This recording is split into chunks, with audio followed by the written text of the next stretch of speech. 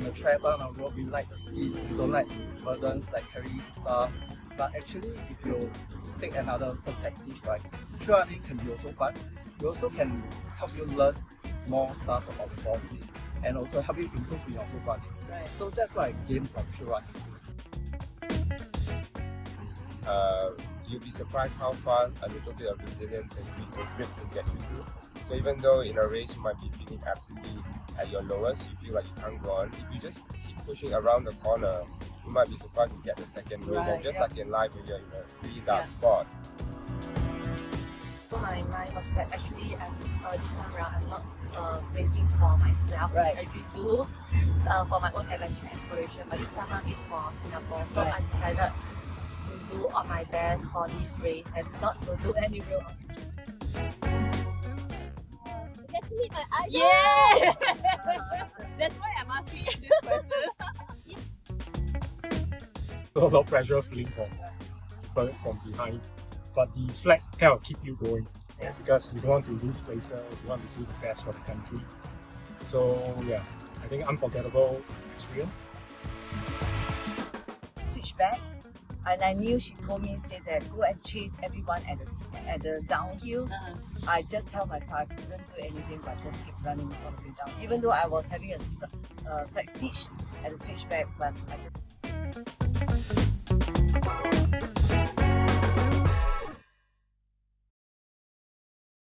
Thank you everybody for joining the APTRC race. I think that was a very, very good outcome.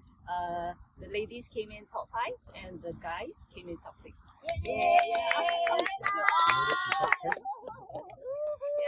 So I think what we wanted to do from Sura's side is basically to thank everybody for joining us and also to represent Singapore. And I think it's only right that we should have a roundup for the whole team, just to see, what the training was like, how we went through the entire process, and also the race on its own. What we benefited and what we learned out of the whole race. So maybe let's start with some personal journey and preparation. If anybody could just chime in as and when you feel that it's something that you feel about. Okay, so the first question I have is what inspired you to take up trail running, and how did that journey lead you to represent Singapore in Inju? I'll start. Okay. I'll start.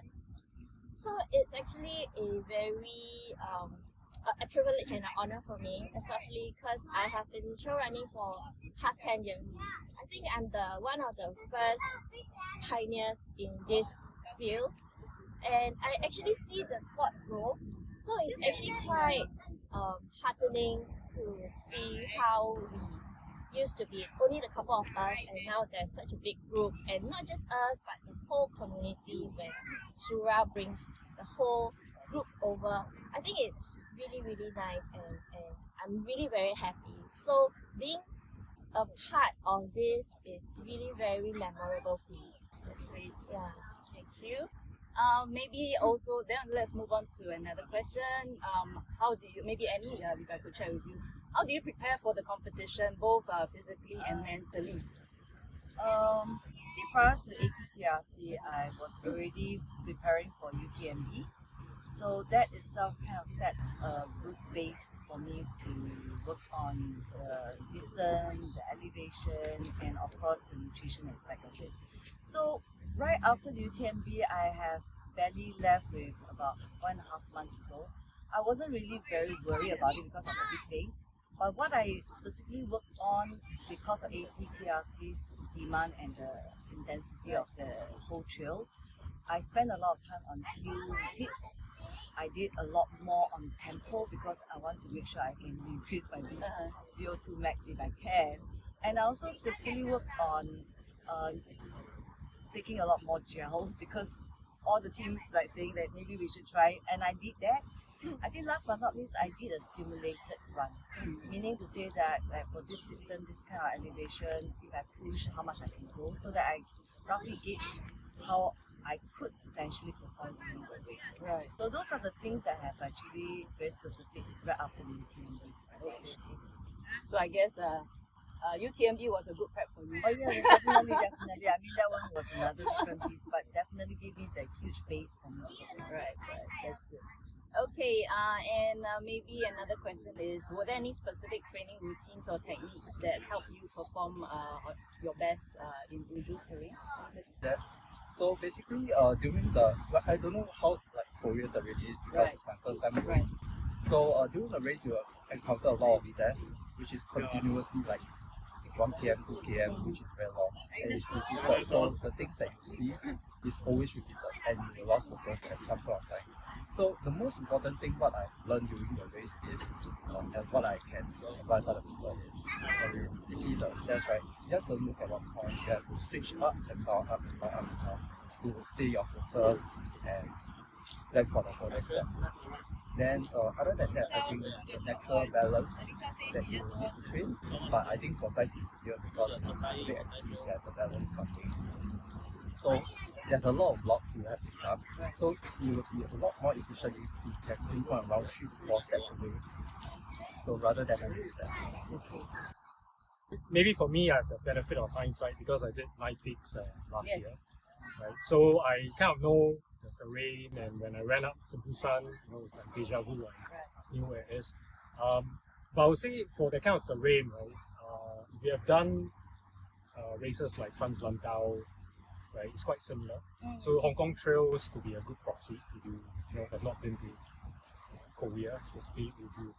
And the other thing is for me, I did tour as well, so there are a lot of rocks. So I had a bit of practice going down. I think what's important is you pick the line, okay, to go down, especially downhill. We have a tendency to go the straightest path, but actually, if you look at the way, the paths are created, right, it's meant for you to go around certain rocks. So you pick actually a gentler gradient when you skirt around. Right. Yeah, that's so that's something you discover as you do more trails. Yeah, that's true actually. Yeah.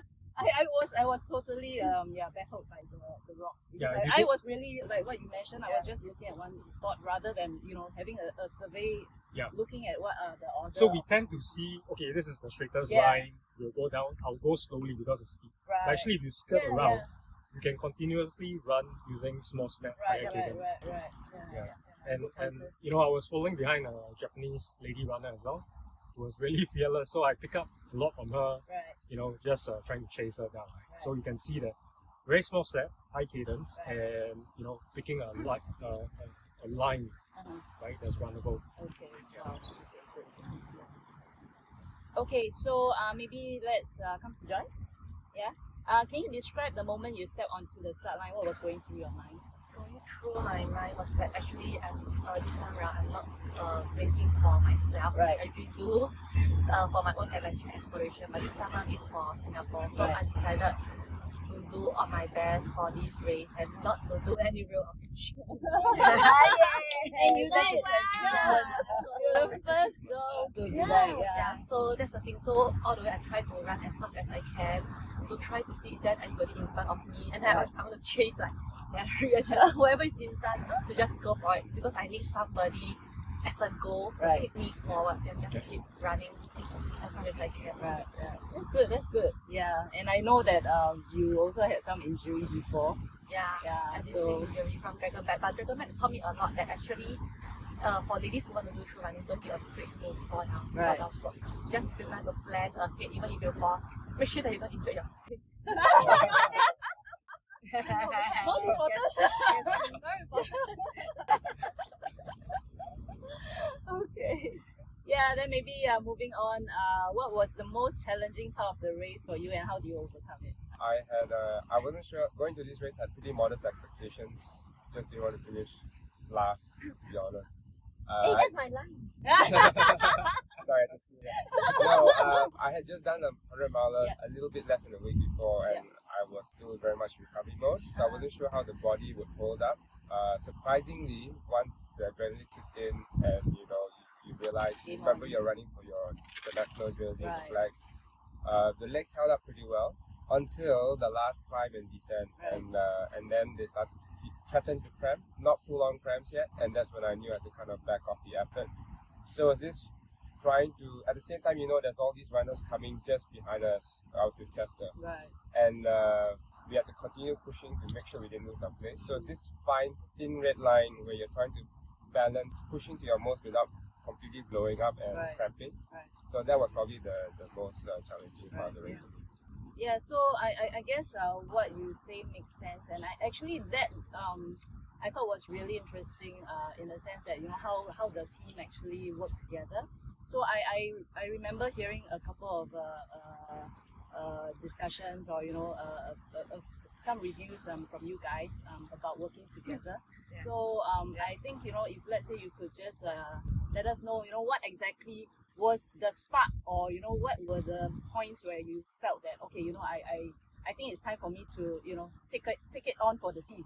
Yeah. This was really cool. If I continue the story, right? Right. So I came into the checkpoint and Henry was there. This Right. is checkpoint 2. So our assistants was there. And, oh, Henry, you're here.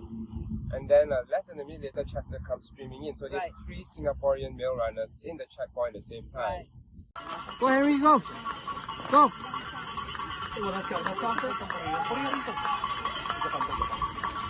At that point, up to that point, we had all been kind of racing for us, at least Yeah. from my point, Yeah. right? Because I didn't see any of my teammates, and Yeah. I was just kind of trying to push. Yeah. But that kind of switch when I saw the 3 of us there. Henry was in a bit of a difficult state because Right. his leg was bothering him. Right. So as he was headed out the aid station, I followed him. I gave him an encouraging tap, continue, and then Chester comes streaming after me, full of energy, bounding up the hill, and I see this guy, young guy's got so much energy, I can ride off Right. him. Right. Right. And then we are going together, but I realized if we continue with this like race my own race mindset, we're going to destroy each other, and that's going to be terrible for the team. So if I Right. try to break him or try to push him and play mind games like you would in a typical Yeah. race, Yeah. we're just killing one another, and that's not the Right, point of this right, event. So yeah. that was the cool thing about the APTRC. Yeah. So in the end, we ended up running the last half of the race together, and it was really, he was pushing me, I was pushing him. When I was feeling tired, a little bit flagging, cramps, I could see him still pushing with all he had. So I said, I got to keep going. And at the same time, as he's going down, I'm also keeping honest, knowing that I'm just on his heels. Right. And we made it to the end, almost together. I think it's like 14, 15 seconds between the two of us. So that was everything I could have asked for, and I think we represented the team well together. Well. Nice. Yeah. Annie? I think for me, it was definitely the last climb, and when Vicky overtook me, and I was actually focusing to chase up one of the runners in front. Right. And I knew I couldn't because I can see the pace is lagging off for me.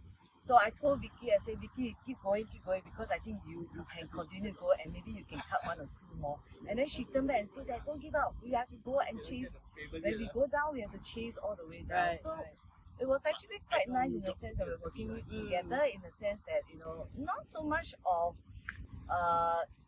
we still have the spirit of the competition Yeah. done in a very fair way, and then yet we're encouraging each other. So I think that point in time was very much needed, because that was the hardest part. And then in the end, when the switchback, and I knew she told me, say that go and chase everyone at the downhill. I just tell myself I couldn't do anything but just keep running all the way down, even though I was having a side stitch at the switchback, but I just tell myself that can't stop. I just keep running all the way down. And I think I did cut back in terms of the gaps that I created earlier, and finish off strongly. Yeah. Actually, thanks to everybody. I think everybody did fantastic for this. If any one of y'all could share, what does it mean for you to represent Singapore at such a prestigious event? Many of you have mentioned it's really a deep honor, right, to represent a country, especially for a certain age group. It's impossible if you go to any of the athletics event. Right? Usually there are youngsters that are like 30s or even below. So this chance came up. And Surah really pulled together everybody and organized this. I'm more than thankful for this chance. Yeah. So I would say, putting on the team jersey has certain pressure and also pride, right? I mentioned the WhatsApp group. There was both, a lot of pressure chasing, and also a lot of pressure feeling from people from behind. But the flag kind of keep you going, because you don't want to lose places. You want to do the best for the country. So I think unforgettable experience. Even though maybe our position didn't matter much in the scheme of things, but I think you can and see everybody giving their best. And that to me, I think it's most special. Yep. Lynn, if I can check with you, were there any cultural exchanges or shared experiences with other athletes from different countries that left an impact on you? Get to meet my idol. Yeah! That's why I'm asking you this question. Yeah, so I think it was very thoughtful of Brooks to actually cater for extra jerseys Right. for us to exchange the jerseys with other friendly neighboring countries, which they're really very nice, as we all can tell. They have no airs, they will just take pictures with each other and us, even though we are like bottom of the, So it was a very nice eye-opener for me, inspired as well. And I think it's once in a lifetime experience. So the exchange and the giving back to the community really resonates. Right. Yeah, gives us a direction. Hopefully, we can have more of such topics. Yeah. I want to add in one particular moment. It's really the elites among the elites. So at the prize giving session, I remember when they called up the long trail women winner up the stage, and the Japanese third lady, Yuri, she was wearing our Sura cap, and there was something dangling out there. The The tag was dangling out there, which doesn't look very pleasant in a way. And then when Hao went up for a second position announcement, and she went up, she was so nice. Instead of just going straight to that stand, she actually, bothered to remove the tag for her so that she looked presentable. And I think whatever we saw there was like, wow, this is. And the fun part was when she carried her. Yeah. That was iconic actually. Just felt that at one moment, he's also human. Yeah. I mean, we're also having fun, right? Yeah. So it's so sane in a sense. What is it that you would say is the moment that's most proud of, your most proud moment of the race? Mentally, spiritually, I think give up. Right. I think for me. Maybe we can let the world knows that actually Singapore may not have the local country, but actually we still can take some part in this running event. Yeah, that's true. That's true. Oh, we have joy! Love everybody. Thinking. Actually, a lot. Yeah, my colleagues were always saying, how do you do like huge races, friendly, tall, whatever, within Singapore, right? So they're quite amazed, and I think that's something we can be proud of. Because I see in the screen of the opening ceremony, actually they put a Singapore country. There's no mountain but only hill. Alex was walking in, so I think, actually we only got him. So how do we train from that? So we should be proud that actually we still can represent Singapore in this event. Right. Yeah, well said. Yeah. What's your biggest takeaway from the APTRC, and how has that impacted your outlook on future races? As what Lynn has said, I was really impressed by all the feelings Right. of how they really look through running. For me, in the past, I run races for my own adventure. So maybe I'm kind of looking maybe for the upcoming races, I might still continue to explore, but maybe take it a more serious way in running. Maybe for my timing and stuff, then I will just wait for the photographer to send me the photo.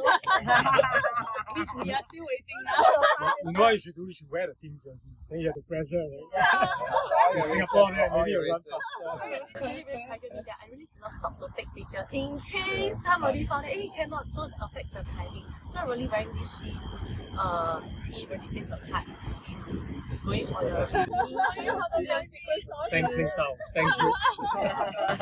Chester, what advice would you give to aspiring trail runners in Singapore who dream of representing the country one day? I would say that don't afraid to try. I know that there's a lot of youngsters, they are very up performing. Right. Yeah. And they don't really step into trail because they have, like last time I used to be, I run on the track, run on the road, we like the speed, we don't like burdens like carrying stuff. But actually, if you take another perspective, right, trail running can be also fun.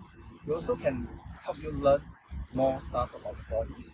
and also help you improve in your group running. Right. So that's what I gain from trail running too. So for me is don't afraid to try other stuff and just like try one time. If you don't like it, Right. okay, you can pull back. Right. But if you try already, you like it, someone like it, and perhaps you will see another spectrum of Right. trail running. Maybe just to add, I think it doesn't have to be mutually exclusive. You can still do both. Yeah, you can do I'm that. still active in both, and I think one helps the other. It's I think it's mutually beneficial. Yeah. And trail running did help my road running Right. because of all the Elevation. hills, right? That's a lot of strength. Right. Building. Endurance. Yeah. Yeah. So maybe another question would be, are there any specific lessons from trail running that you think apply to life outside the sports? Maybe Ian, do you want to? Yeah, sure. So I've realized with this sport continuously teaches me lessons. Even I've been doing it for 10 years or so. Almost every race is something new that you can apply to life. I think one of the biggest things is that you'll be surprised how far a little bit of resilience and grit can get you through.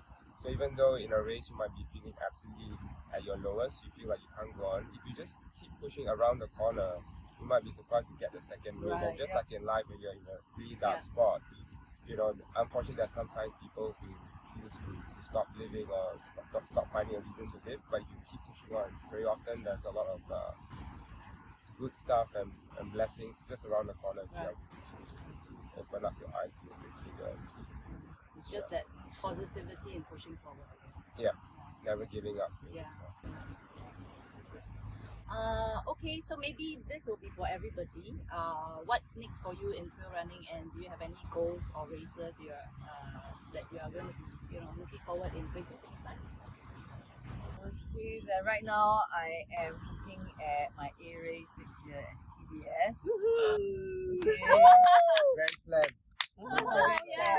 Okay, yeah, that's also one of it. But I was just kind of leading up, right? Because I think that's TDS for me. So got to work a lot on the technicality, something different. It's a very different format, so I guess I just want to give it a try. Okay.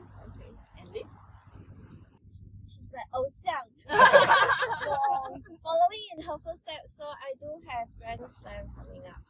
And hopefully UTMB, if I can get ballot spot. First time, right? First time. Yeah. I hope to get into Fuji or Western States. So those are the two. Let's I see. see. Yeah, and then we'll see for the rest of the year. Let's see what happens. I will have many short races coming up and from back-to-back to monthly events, and also maybe the direct entry to the CCC Right. as well. That's all for now. Until further notice.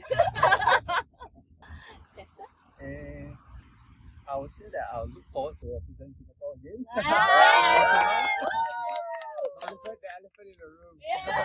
But then also need to train up actually it's still ongoing my ATM, Asian Trail Master. Right. So I'm still trying to complete that Okay. by next year. Yeah. Then other than that, that's all. That's good.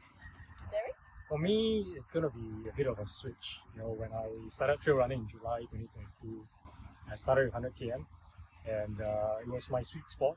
And then I did some 100 milers, and of course I did 330. But I realized actually I'm not very good at the long distance stuff, so I'm going to go back to like 50 kms or even lower, and just enjoy races more. Right. Without having to The more running. more running, yeah. I think the thing with very long distance, you need a lot more time to recover. But with 50 km, you can run, every 2 weeks without really damaging the body. Right. So that's going to be my plan for next year. Yeah, probably with some road marathons. Okay. Thank you. Bye.